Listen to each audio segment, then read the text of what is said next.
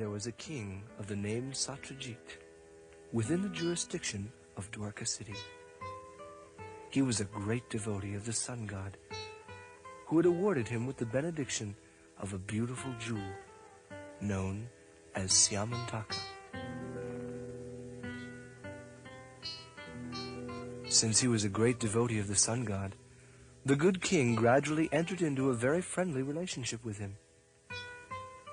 The sun god, who is called Vivasvan, was very much pleased with him and delivered to him an exceptional jewel known as the Syamantaka jewel. When this jewel was worn by Satyajit in a locket around his neck, it made him glow with such a dazzling effulgence that he appeared exactly like an imitation sun god. Putting on this jewel, he would enter the city of Dwarka, and people would think that Vivasvan, the sun god, had come into the city to see Krishna. They knew that Krishna, being the supreme personality of Godhead, was sometimes visited by the demigods. So, while Satyajit was visiting the city of Dwarka, all the inhabitants, except Krishna, took him to be the sun god himself. Although King Satyajit was known to everyone, he could not be recognized because of the dazzling effulgence of the Syamantaka jewel.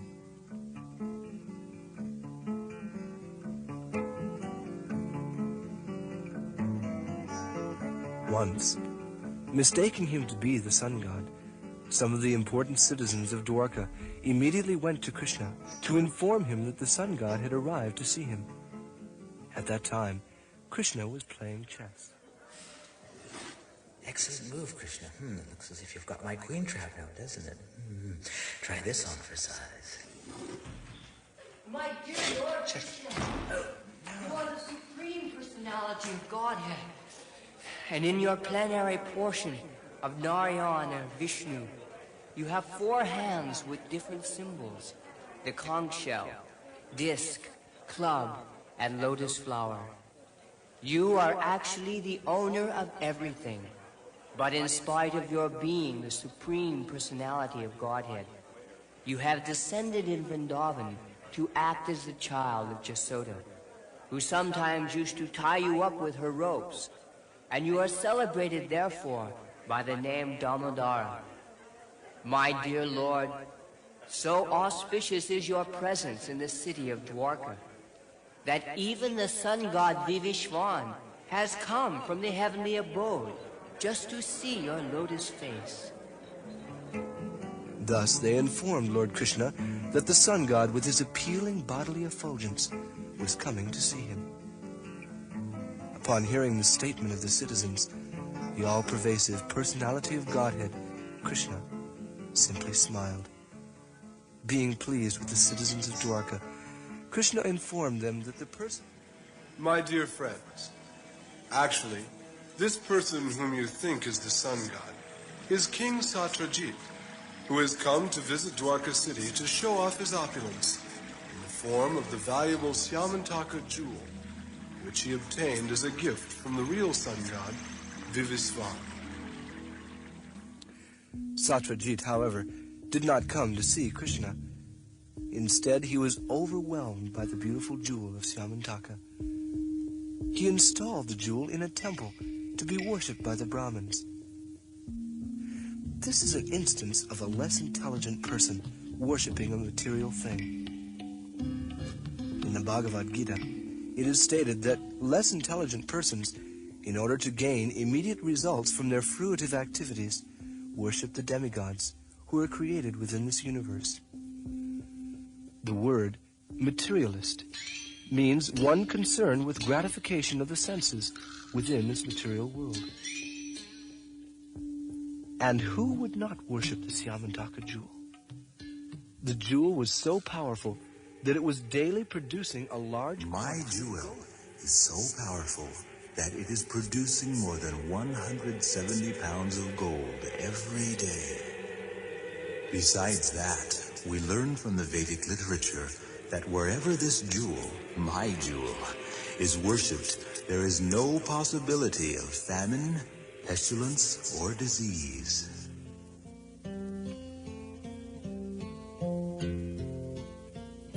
Lord Krishna wanted to teach the world that the best of everything should be offered to the ruling chief of the country. King Ugrasena was the overlord of many dynasties, and he happened to be the grandfather of Lord Krishna. And Krishna asked Satyajit to present the Syamantaka. My dear Satyajit, since the best of everything should always be offered to the king, I humbly request that you present the Syamantaka jewel to King Ugrasena. But Satyajit, being a worshipper of the demigods, had become too materialistic. And instead of accepting the request of Krishna, he thought it wiser to worship the jewel in order. Why should I give it to the king? I think it's wiser to keep the jewel and worship it in the temple in order to gain my 170 pounds of gold every day.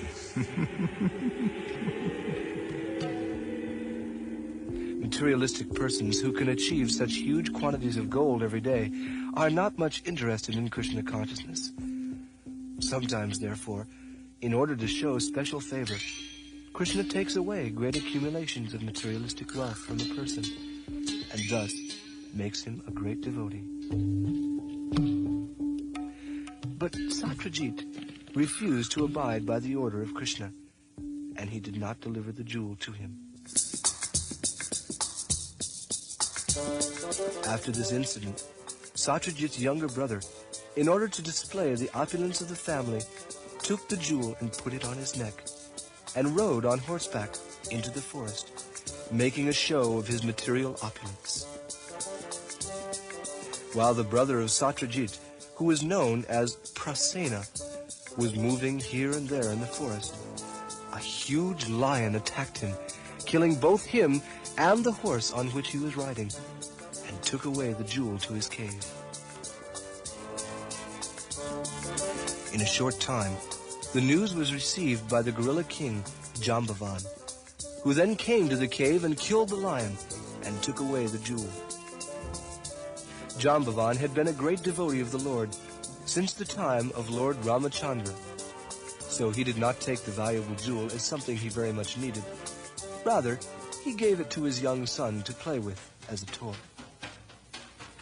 When Satyajit's younger brother Prasena did not return from the forest with the jewel, Satyajit became very upset. He did not know that his brother had been killed by a lion. Krishna wanted that jewel, and just because I did not give it to him, he might have ambushed my dear brother in the forest and killed him, taking away my valuable jewel by force. He must have done it. This idea grew and grew within Satyajit's mind until it was a rumor being spread by Satyajit into every part of Dwarka city. The false rumor that Krishna had killed Prasena and had taken away the jewel was spread everywhere like wildfire. I'm not one to gossip. Did you hear? Krishna actually stole the Syamantaka. That's not the half of it. He took it by force from Prasena and killed him in the act. Krishna murdered me. Krishna's a thief. He's a thief. You heard the king of Dwarka story. Krishna did not like being defamed in that way, and therefore he decided that he would go to the forest and find the Syamantaka jewel. Along with the important men of Dwarka city, Krishna went to search out Prasena, the brother of Satyajit, and he found him, dead, killed by the lion. At the same time, Krishna also found the lion which had been killed by Jambavan. It was found that the lion had been killed without any assistance from any weapon. Krishna, along with the citizens of Dwarka, then found in the forest a great tunnel. This tunnel was said to be the path to the house of Jambavan, the king of the gorillas. Krishna knew that the inhabitants of Dwarka would be afraid to enter the tunnel. My dear friends, please remain here outside the tunnel. I will go in alone and retrieve the Syamantaka jewel.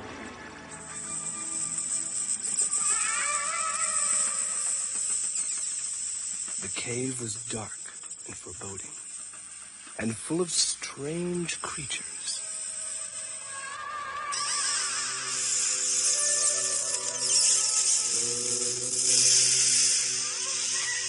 Not long after entering the tunnel, Krishna saw that the very valuable jewel, known as Syamantaka, had been given to the son of Jambavan as a toy.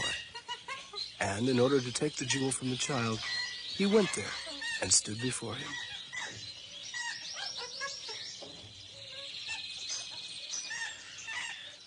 When the nurse, who was taking care of Jambavan's child, saw Krishna standing before her, she was afraid, thinking the valuable Syamantaka jewel might be taken away by him.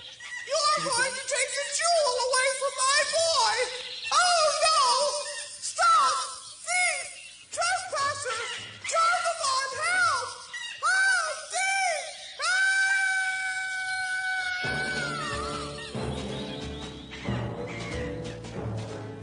Hearing the nurse crying, Jambavan appeared on the scene in a very angry mood.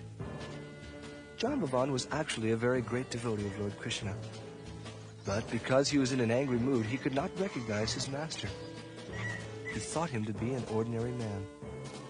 This brings to mind the statement in the Bhagavad Gita in which the Lord advises Arjuna to get free from anger, greed, and lust in order to rise up to the spiritual platform. Lust, anger, and greed run parallel in the heart and check one's progress upon the spiritual path.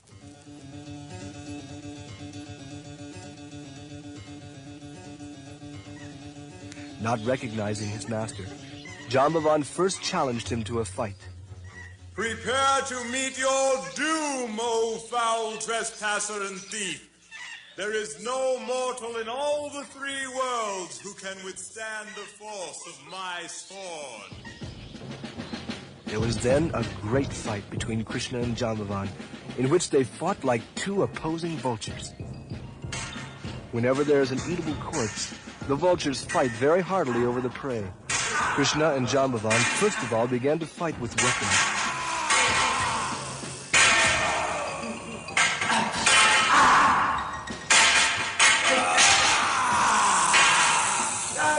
Then they fought with stones.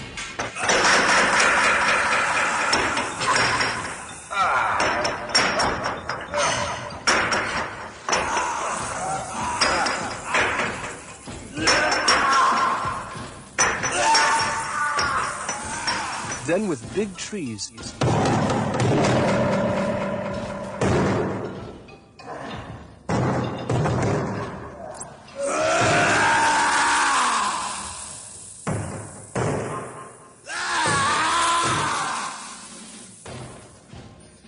Then, hand to hand, until at last they were hitting each other with their fists, and the blows were like the striking of thunderbolts. Each was expecting victory over the other, but the fighting continued for days, both in the daytime and at night, without stop. This way, the fighting continued for 28 days and nights.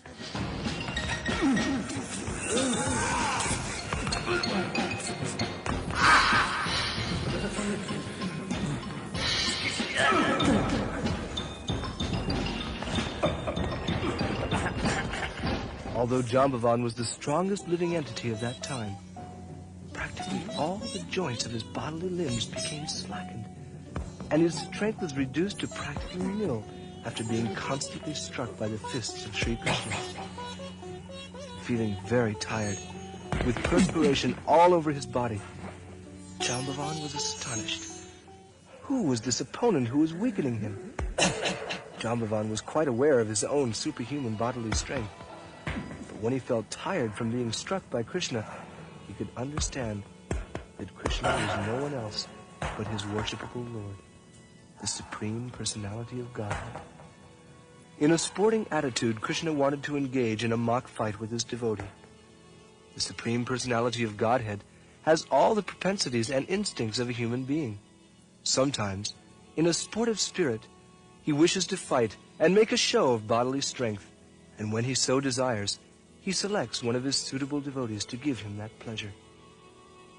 Krishna desired this pleasure of mock fighting with Jambavan. Although Jambavan was a devotee by nature, he was without knowledge of Krishna while giving service to the Lord by his bodily strength. But as soon as Krishna was pleased by the fighting, Jambavan immediately understood that his opponent was none other than the Supreme Lord himself. The conclusion is that he could understand Krishna by his devotional service. Jambavan therefore said unto the Lord, My dear Lord, I can now understand who you are. You are the Supreme Personality of Godhead, Lord Vishnu, the source of everyone's strength. Wealth, reputation, beauty, wisdom, and renunciation. My dear Lord, you are the creator of the creators of the universal affairs. You are not only creator of the creators, but you are also creator of the material elements which are manipulated by the so-called creators. Scientists utilize the physical elements or laws of material nature to do something wonderful. But actually, such laws and such elements are also the creation of Krishna. This is actual scientific knowledge. Less intelligent men do not try to understand who created the brain of the scientist. They are simply satisfied by seeing the wonderful creation or invention of the scientist. Jambavan continued to address Lord Krishna. My dear Lord, the time factor which combines all the physical elements is also your representative. You are the supreme time factor in which all creation takes place, is maintained, and is finally annihilated. And not only the physical elements and the time factors, but also the persons who manipulate the ingredients and advantages of creation are but part and parcel of you. The living entity is not, therefore, an independent creator. By studying all factors in the right perspective, one can see that you are the supreme controller and Lord of everything. My dear Lord, I can therefore understand that you are the same Supreme Personality of Godhead whom I worship as Lord Ramchandra. My Lord Ramchandra wanted to construct a bridge over the ocean, and I saw personally how the ocean became agitated simply by my Lord's glancing over it. And when the whole ocean became agitated, the living entities, like the whale, alligators, and Timingila fish, all became perturbed. In this way, the ocean was forced to give way and allow Ramchandra to cross to the island known as Lanka or Ceylon. This construction of a bridge over the ocean from Cape Comorin to Ceylon is still well known to everyone. After the construction of the bridge, a fire was set all over the kingdom of Ravana. During the fighting with Ravan, each and every part of Ravan's limbs was slashed and cut into pieces by your sharp arrows, and his head fell to the face of the earth. I can understand that you are none other than my Lord Ramchandra. No one else has such immeasurable strength. No one else could defeat me in this way. Lord Krishna became satisfied by the prayers and the statements of Jambavan, and to mitigate the pains of his body, he began to smear the lotus palm of his hand all over the body of Jambavan. Jambavan at once felt relieved from the fatigue of the great fight. Lord Krishna then addressed him as King Jambavan. My dear King Jambavan, it is you, and not the lion, who is actually the king of the jungle. For you have killed the lion in its cave with your bare hands. I have come to ask you for the Syamantaka jewel. For since the jewel was stolen, my name has been defamed in the city of Dwarka. Krishna plainly informed him that he had come there to ask for the jewel in order to be free from this defamation. Jambavan understood the whole situation, and, to satisfy the Lord, He not only immediately delivered the Syamantaka jewel, but he also brought his daughter, Jambavati, who was of marriageable age, and presented her to Lord Krishna.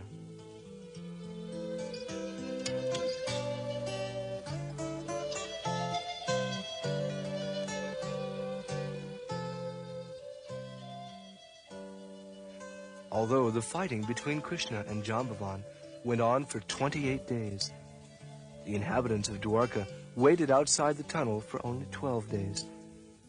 After that, they decided that something undesirable must have happened. They could not understand what had actually happened for certain, and being very sorry and tired, they had returned to the city of Dwarka.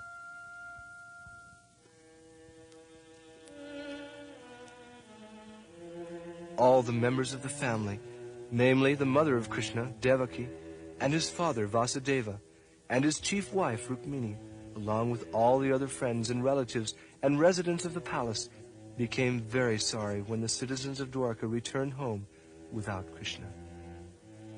Because of their natural affection for Krishna, they began to call Satyajit ill names, for he was the cause of Krishna's disappearance. Suddenly, however, Krishna appeared on the scene, accompanied by his new wife, Jambavati, and all the inhabitants of Dwarka, and the relatives of Krishna became joyful once again. The inhabitants of Dwarka became as joyful as someone receiving a dear relative back from the dead. The inhabitants of Dwarka had concluded that Krishna had been put into great difficulties due to the fighting. Therefore, they had become almost hopeless of his return. But when they saw that Krishna had actually returned, and not alone, but with a new wife, Jambavati, they immediately performed another celebration and ceremony.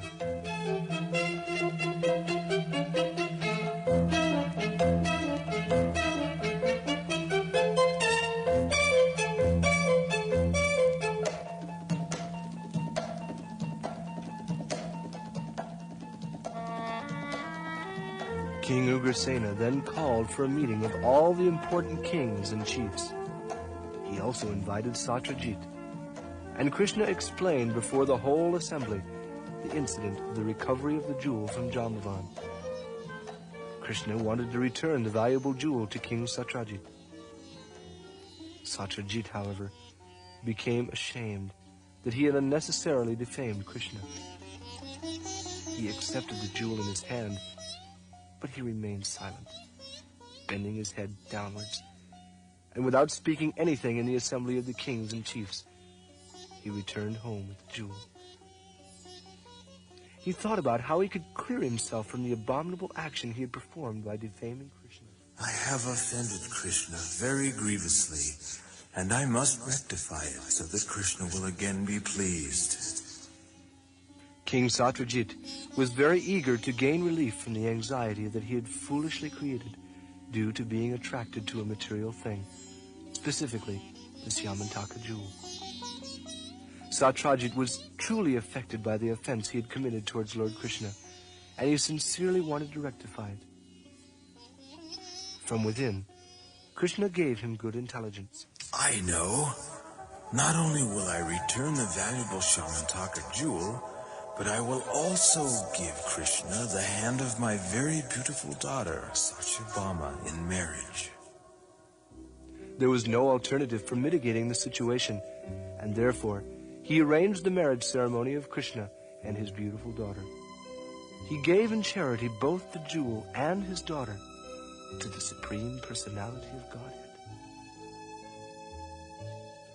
Satyabhama was so beautiful and qualified that Satyajit, in spite of being asked for the hand of Satyabhama by many princes, was waiting to find a suitable son-in-law. By the grace of Krishna, he decided to hand his daughter over to him. Lord Krishna, being pleased upon Satyajit, informed him that he did not have any need of the Syamantaka jewel. It is better that you let it remain in the temple as you have kept it. And every one of us will derive benefit from the jewel. Because of the jewel's presence in the city of Dwarka, there will be no more famine or disturbances created by pestilence or excessive heat and cold. Actually, Krishna's presence alone assures all auspiciousness, and it is said that anyone who hears or describes the story of the Syamantaka jewel, or simply remembers it, will be freed from all kinds of defamation and the reactions of all impious activities, and will thus attain the highest perfectional condition.